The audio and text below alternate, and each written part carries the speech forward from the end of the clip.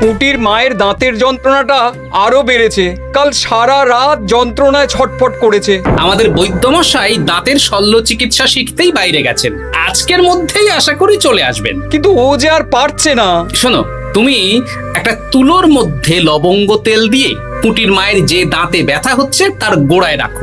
বৈদ্যমশাই এলে আমি তোমাদের বাড়িতে যেতে বলছি। আচ্ছা গোপাল দাদা। যাই, বাজার থেকে চটপট ঘুরে আসি, এরপর আবার রাজসভায় যেতে হবে।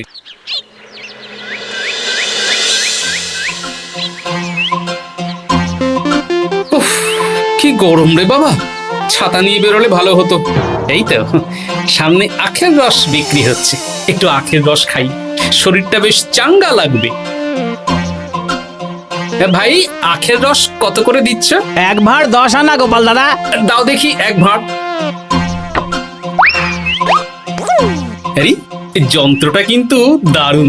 ওই আমাদের রাজ্যের বিজ্ঞানী মশাইয়ের অবদান।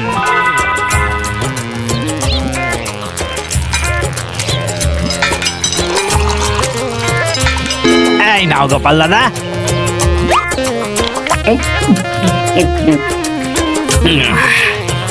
আহ, শান্তি। এই নাও ভাই, তোমার 10 আনা।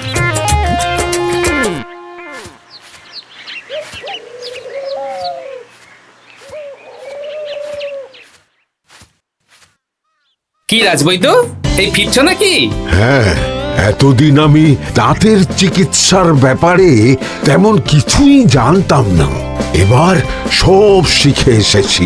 ভালোই করেছো, তুমি একেবারে প্রথম রোগীকে দেখে তারপর রাজসভায় এসো। প্রথম রোগী? পুঁটির মা গো, কালকে সারা রাত যন্ত্রণায় ঘুমোতে পারেনি। আরে আর বলো না, কদিন আগেই পুঁটির মাকে নিয়ে পুঁটির বাবা আমাদের বাড়িতে এসেছিল।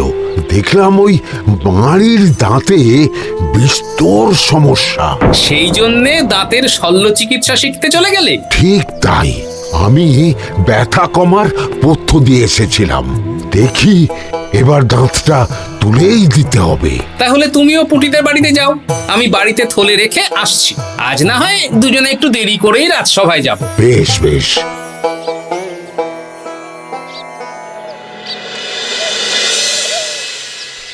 দেখুন মহারাজ, দেখুন আজকে রাজবৈদ্য আসেনি, আর ওদিকে গোপালও ডুব দিয়েছে। এই আনন্দে আমাদেরও ছুটি দিয়ে দিন মহারাজ। কি আনন্দে? এই গরমে বাড়ি বসে একটু আমপানার শরবত খাবো আর ঘুমবো। রাজ্যের সেনাপতি যদি বিশ্রামের কথা বলি, তাহলে আমার আর কিছুই বলার নেই।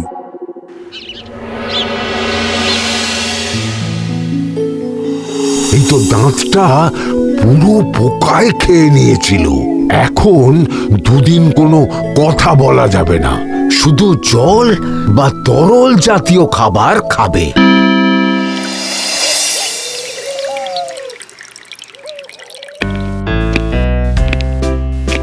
ওই তো গোপাল আর রাজবৈদ্য দুজনে একসাথে রাজসভায় ঢুকছে। রাজবৈদ্য মশাই ওনার জীবনের প্রথম শল্য চিকিৎসা করছিলেন, তাই আমিও দেখছিলাম। তা কি রাজবৈদ্য, সফল হয়েছ? হ্যাঁ মহারাজ, পুঁটির মায়ের একটা মাড়ির দাঁত পোকায় খেয়ে নিয়েছিল, সেটাই তুলে দিলাম। ভালোই হলো, আমাদের রাজ্যে কোনো দাঁত তোলার বৈদ্য বা চিকিৎসক ছিল না। এখন তুমি সাধারণ রোগ ব্যাধি নিরাময়ের সাথে সাথে দাঁতের চিকিৎসাও করবে।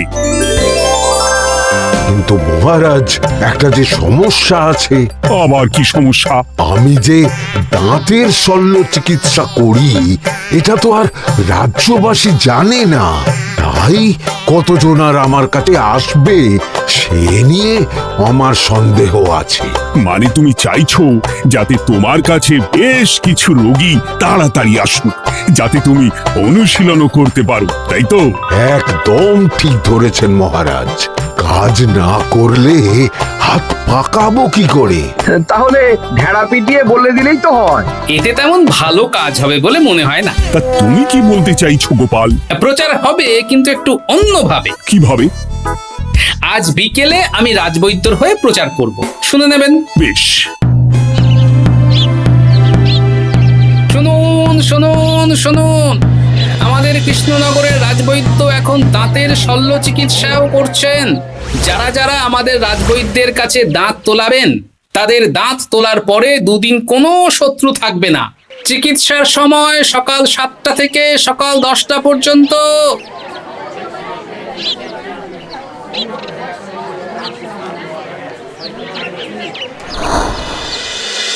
এসব তুমি কি উল্টো পাল্টা কথা বলছো গোপাল? উল্টো পাল্টা না, আপনি দেখুন না আপনার বাড়িতে লোকজন আসে কিনা। আর কেউ যদি জিজ্ঞাসা করে যে এই রকম প্রচারের কারণটা কি, তাহলে বলবেন রাজসভায় আমার সাথে কথা বলতে আমি বুঝিয়ে দেব। বেশ।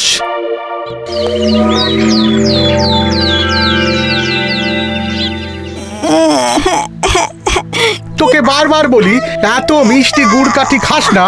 কি করবো বাবা, কি ব্যথা।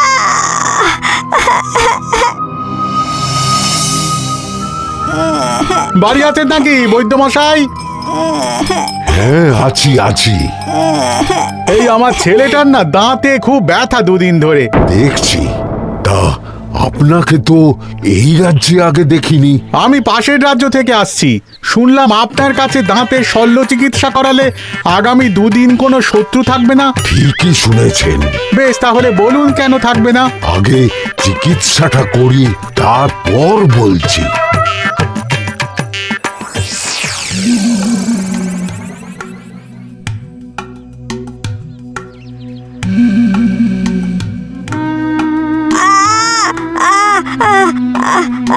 আর চিন্তা নেই, এখন দুদিন কোনো কথা বলা যাবে না। এবার তো বলুন আমার ছেলের আগামী দুদিন কোনো শত্রু থাকবে না কেন? আজকে রাজসভায় চলে আসুন, ওখানে গোপাল এই প্রশ্নের উত্তরটা দিয়ে দেবেন। তা বৈদ্য, তোমার কাছে আজকে কেউ এসেছে? সকাল সকাল দাঁত তুলে এলাম মহারাজ। বাবা, একদিনের প্রচারই এই ব্যাপার? মহারাজ, মহারাজ, বাইরে কয়েকজন অপেক্ষা করছে, তারা গোপাল দাদার থেকে কিছু জানতে চায়। তাদের ভিতরে আসতে বলো।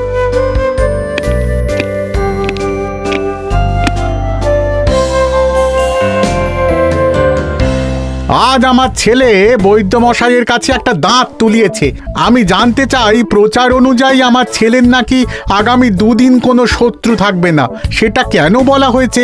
আমরাও জানতে চাই। বলতে পারি, কিন্তু কথা দিতে হবে। এই কারণটা বাইরে আর কাউকে বলা যাবে না। বেশ, বলবো না। বাংলায় একটা প্রবাদ আছে, বোবার শত্রু নেই। মানুষ সাধারণত কথার বিনিময়ে মতবিরোধ, বিবাদ বা শত্রুতা করে।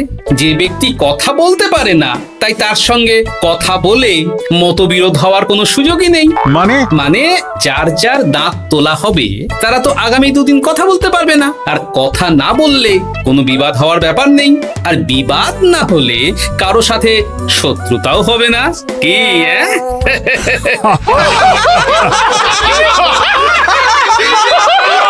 এই জন্যই তুমি হাসির রাজা গোপাল ভাঁড়।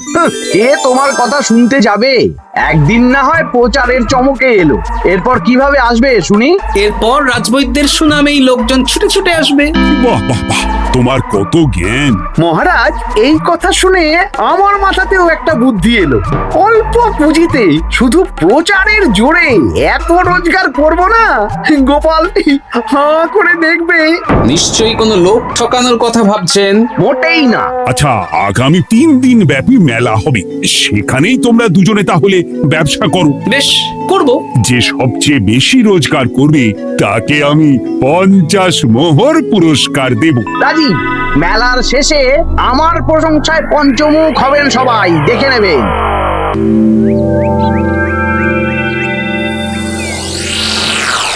খুব তো বড় মুখ করে বলে এলেন যে ব্যবসা করবেন মেলার মাঠে। তা আপনি কি ব্যবসা করবেন শুনি? ভাগ্য পরীক্ষার দোকান দেব। মানে আমি বিভিন্ন মেলায় দেখেছি যে একটা দোকানে নিচের দিকে হেলানো অবস্থায় একটা পাতলা কাঠের পাটাতন থাকে। সেই পাটাতনের উপরে 1 থেকে 6 অবধি সংখ্যা লেখা থাকে, তাই তো? হ্যাঁ, যারা মেলায় ভাগ্য পরীক্ষা করতে আসবে তাদের ফাঁপা লোহার 6টা বল দেয়া হবে। যদি ওই 6টা বলই 6 নম্বর লেখা খোপের মধ্যে ঢোকাতে পারে, তাহলে প্রথম পুরস্কার পাবে। আমিও ওটারই দোকান দেব, কিন্তু শুধুমাত্র একটাই পুরস্কার থাকবে। 6টা বল 6 নম্বর খোপের মধ্যে ফেলে কেউ যদি 36 করতে পারে তাহলে সে পাবে 100 মোহর উপহার। আরে খেলা খেলার জন্য কত মোহর লাগবে? 1 মোহর। আপনি কিন্তু জেনে বুঝে বিপদ ডেকে আনছেন। একজন কেউ ফেলে দিলেই আপনার হাত থেকে 100 মোহর ফসকে যাবে। আরে মেলার ভিড়ে যদি আপনি পুরস্কার না দেন তাহলে জনতার একটা মারও ফসকাবে না। আরে সেই জন্যই তো তোদের পোষা। তোদের মধ্যে যে কোনো একজন ওই কাঠের পাটাতনের নিচে লুকিয়ে থাকবি। যখনই দেখবো কেউ 36 করে ফেলছে, আমি গলা ঠাকরাবো আর তোরা কাঠের পাটাতনটা হালকা করে নিচ থেকে নাড়িয়ে দিবি। এটা তো দারুণ বুদ্ধি। কি বলছো গোপাল, তুমি আখের রসের দোকান দেবে? হ্যাঁ, এই গরমে আখের রসের বেশ চাহিদা। তোমার বানানো ওই যন্ত্রের চাকা ঘোরাবো আর আমার ভাগ্যের চাকা ঘুরবে। সে ঠিক আছে, আমার কয়েকটা যন্ত্র বানানোই আছে। তুমি না হয় মেলায় ব্যবহার করো 3 দিন। ব্যাস, আর চিন্তা নেই। এবার শুধু জমিয়ে আখের রস বিক্রি করব, সাথে বিভিন্ন মশলা, বরফ আর পাতিলেবুর রস দেব।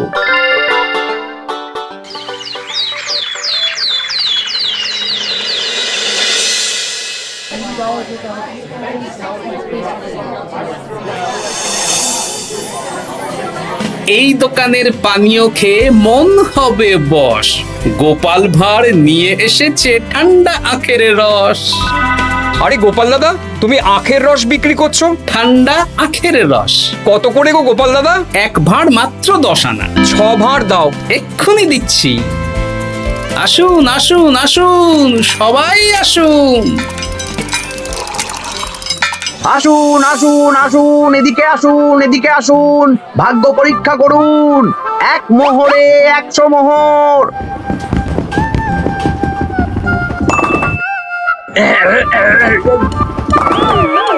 ভাগ্য পরীক্ষা করুন। মন্ত্রী মশাই বলেন কি 1 মোহরে 100? তুমিও ভাগ্য পরীক্ষা করাবে নাকি? একবার বাজিয়ে দেখতে দোষ কি? দাও, আখের রস খেয়ে বরং চলে যাই। এই তো হয়ে এসেছে।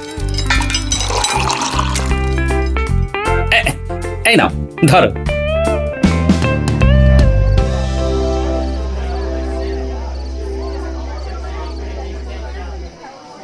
কি মন্ত্রী, ব্যবসা কেমন চলছে? ভালোই। আপনি একবার ভাগ্য পরীক্ষা করে দেখবেন নাকি মহারাজ? না না না, আমি এসবে নেই। জানি আপনার কাছে 100 মোহর নস্যি, তবুও 1 মোহরের বিনিময়ে চেষ্টা করে দেখুন না। আচ্ছা, এত করে বলছো যখন, দেখি। 1 মোহরে 6টা বল। বাবা বাবা বাবা, দেখুন মহারাজ, চেষ্টা করে।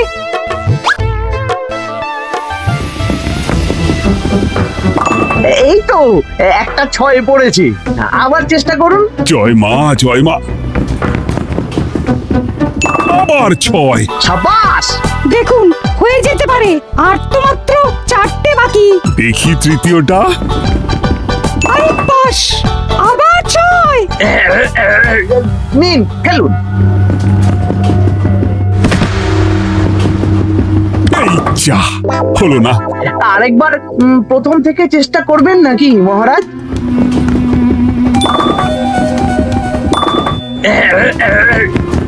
না, এবারেও হলো না। 2 মোহর জলে। অন্য সব জায়গায় বাকি সংখ্যাতেও পুরস্কার থাকে, আপনার এখানে নেই কেন? আমার এখানে ধামাকা পুরস্কার, তাই বাকি আর কিছু রাখিনি। 36 করতে পারলেই 100 মোহর। এই নাও মন্ত্রী, 2 মোহর।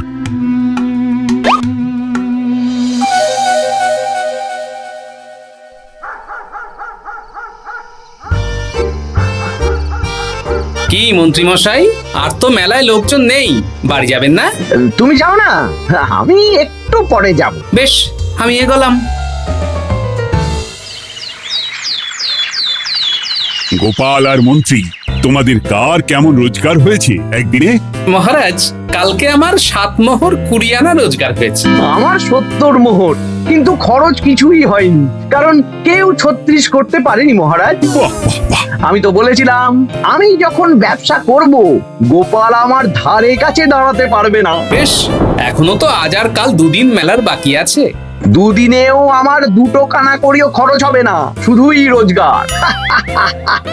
গোপাল যতই প্রচার করুক আর যতই ভালো আখের রস বানাক না কেন, আমার ব্যবসাকে টপকাতে পারবে না। ঠিক আছে, আজকে আমি একবার ভাগ্য পরীক্ষা করে দেখবো। আমার দোকানে সুস্বাগতম। নাও সেনাপতি, চেষ্টা করে দেখো। দিন বল। আমিও সেনাপতির খেল দেখতে এলাম। প্রথম বল, এই যে গড়িয়ে গড়িয়ে গড়িয়ে 6 নম্বর, সাব্বাস সেনাপতি। আবার 6, তৃতীয়, চতুর্থ, পঞ্চম, আরেকটা ফেলতে হবে। নাও সেনাপতি, ষষ্ঠ বল। এই যা, হলো না। এটা কি হলো? আবার চেষ্টা করো তো সেনাপতি। হ্যাঁ, 3টে হয়ে গেছে, এবার 4 নম্বর। এই যা, 4 নম্বরে চলে গেল। চাই ব্যাপারটা কি? মন্ত্রী মশাই গলা খুসখুস করার পরের বলটাই পরপর 2বার অন্য ঘরে পড়ল। নিশ্চয়ই কোনো রহস্য আছে। না, আজকে রাতে ব্যাপারটা দেখতে হবে। চলুন মন্ত্রী মশাই, পুরো মাঠ ফাঁকা, একা একা মশা মারবে নাকি? আমি পরে যাব, তুমি যাও তো। বেশ। ব্যাপারটা কি? আমাকে তো নজর রাখতে হচ্ছে। না, একটা গাছের পিছনে লুকিয়ে পড়ি, মন্ত্রী মশাই গেলে ওনার পিছু নেব। দেখুন মন্ত্রীমশাই, পরপর 2 দিন আমি পাটাতনের নিচে ছিলাম। আগামীকাল ঘরটাকে থাকতে বলুন। বেশ, তাই হবে। আর অত জোরে গলা খাঁকড়াবেন না, কেউ যদি সন্দেহ করে ব্যাপারটা বুঝে যায় মুশকিল হয়ে যাবে। আরে কেউ বুঝবে না, অনেক রাত হলো, চল চল চল চল চল। আচ্ছা, এই ব্যাপার। তাই ভাবি 2 দিন ধরে একটাও কেউ পারলো না কেন? কাল আমিও মজা দেখাবো।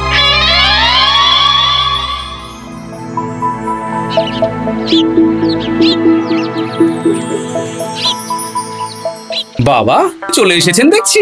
এত চাহিদা না আমার এই ভাগ্য পরীক্ষার, তাই আগে আগে চলে এসেছি। মন্ত্রীমশাই, আপনাকে মহারাজ এক্ষুনি ডাকছেন। এখন কেন? সে তো জানি না, চলুন।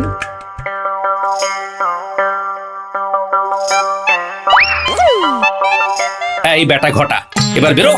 এ কি গোপাল দাদা, তুমি? হ্যাঁ, আমি। খুব চালাক ভেবেছিস না? মন্ত্রী মশাইয়ের খেলা আজকে শেষ। প্রহরী, একে ধরে নিয়ে যাও।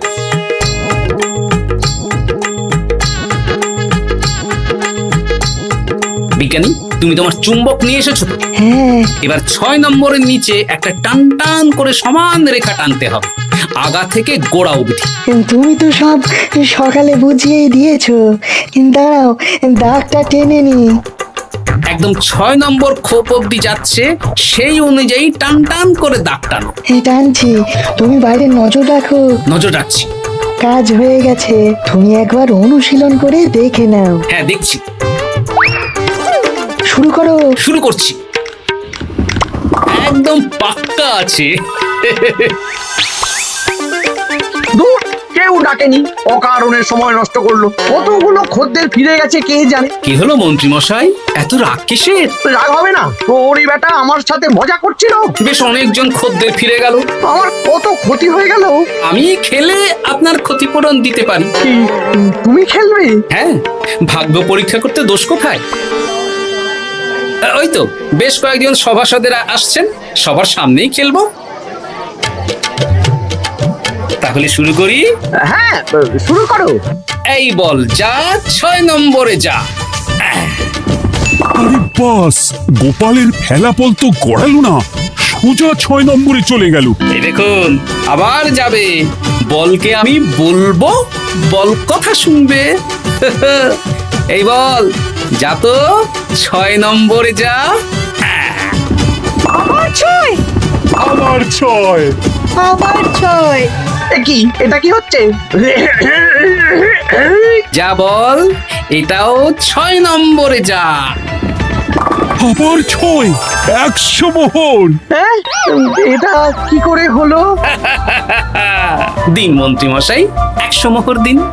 ইয়ে না, মানে মন্ত্রী, দাও বলছি। আমি আবার খেলবো। ছয়, আবার 6। আবার 100 মোহর। আর নেই। এই ঘটা, আর কি করছিসটা কি? ঘটা নেই মন্ত্রীমশাই, আমি আছি। আর আছে আমার চুম্বক। মানে মানে তোমার কারসাজি ধরা পড়ে গেছে মন্ত্রী। গোপাল আমাদের সব বলেছে। আপনি যেমন ছলনা করে ভাগ্য পরীক্ষার ব্যবসা করছিলেন, তেমনি গোপালও ছলনা করে আপনার ব্যবসা উল্টে দিল। তাহলে শেষমেশ কে জিতলো? হাসির রাজা, জ্ঞানীর রাজা, রসিক রাজা গোপাল ভাঁড়। লোকের ভাগ্য পরীক্ষা করছিলাম আর আমারই দুর্ভাগ্য নেমে এলো।